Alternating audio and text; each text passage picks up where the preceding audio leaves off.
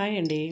పిల్లలకి లంచ్ బాక్స్‌లోకి చాలా సింపుల్‌గా అండ్ టేస్టీగా సేమ్ బిర్యానీ ఫ్లేవర్‌తో నేనైతే క్యారెట్ ఫ్రైడ్ రైస్ అయితే చూపిస్తున్నాను. Carrot fried rice, carrot biryani మీరు ఏ పేరైనా పెట్టుకోండి. చాలా సింపుల్‌గా అయితే చూపిస్తున్నాను. ముందుగా బిర్యానీ రైస్‌ని ఇలా ఒక గ్లాసు బిర్యానీ రైస్‌ని ఒక గంట కడిగేసి పక్కన పెట్టేసుకోండి ఒక గిన్నెలోకి. మనం లంచ్ బాక్స్‌లోకి ఎంతైతే కావాలో అంత కడిగి పెట్టుకుని నేనైతే ఆ గ్లాసు బియ్యం అయితే తీసుకున్నాను.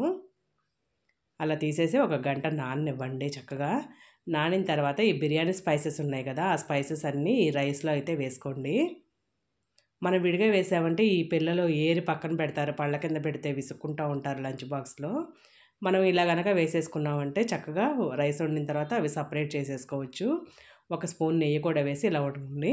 అవన్నీ చూసారా బిర్యానీ స్పైసెస్ అంతా దానిలో ఉన్న రసం అంతా దిగిపోయి అలా స్పైసెస్ అయితే పైకి తేలుతాయి. ఆ స్పైసెస్ అన్నీ తీసి ఏరి పక్కన పడేయండి. తర్వాత ఈ బిర్యానీ రైస్ మొత్తాన్ని చక్కగా ఇలాగా ఒక పళ్ళెంలో ఆరబెట్టండి రైస్ మొత్తాన్ని. తర్వాత ఒక క్యాప్సికమ్ తీసుకొని సన్నగా కట్ చేసుకొని, క్యారెట్ తురుము కూడా అలా తురుముకొని పక్కన పెట్టుకోండి. కొద్దిగా కొత్తిమీర, పుదీనా కూడా కట్ చేసుకొని పక్కన పెట్టుకోండి.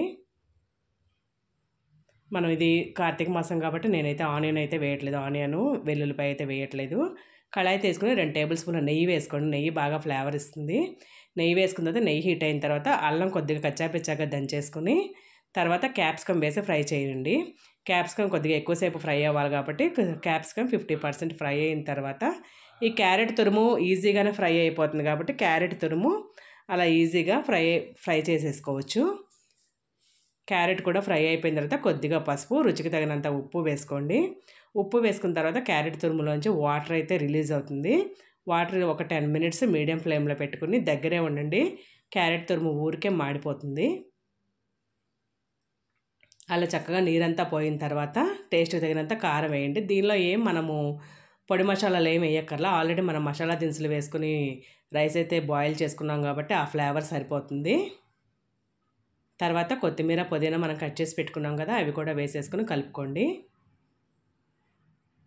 కలుపుకున్న తర్వాత ఈ రైస్ ఉంటుంది కదా! మనం చల్లారి పెట్టుకున్న రైసు, ఆ రైస్ వేసేసుకొని మొత్తం కింద నుంచి పైకి ఎక్కడా విరిగిపోకుండా చక్కగా స్లోగా కలుపుకొని లంచ్ బాక్స్ అయితే రెడీ చేసేసుకోవటమే.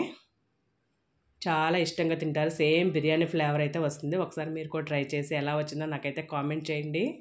మరిన్ని వీడియోల కోసం సర్దాస్ వరల్డ్ అయితే సబ్స్క్రైబ్ చేసుకోండి. Thanks for watching.